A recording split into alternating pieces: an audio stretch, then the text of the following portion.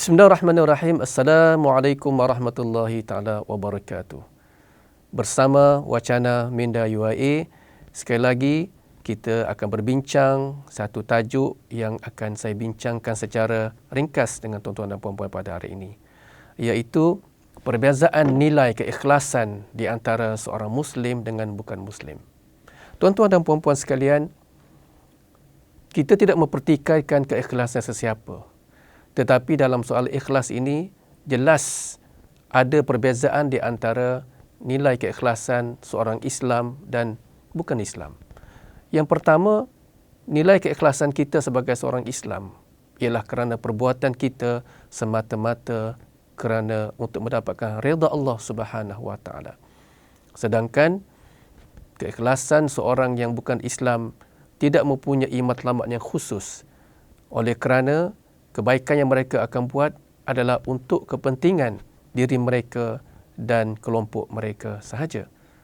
Yang kedua, keikhlasan kita sebagai seorang Islam, kita tidak mengharapkan apa-apa daripada manusia, kerana niat kita adalah untuk kerana Allah Subhanahu wa taala. Sebab itulah kalimah ikhlas yang memberi makna kepada kita, iaitu putus.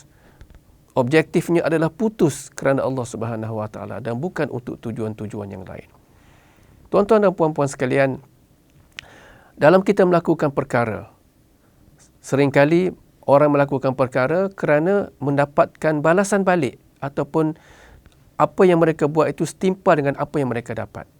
Tetapi bagi kita orang Islam, sama ada kita dapat ataupun kita tidak dapat, apa yang kita buat kebaikan itu, kita hanya mengharapkan keridaan Allah Subhanahu wa taala.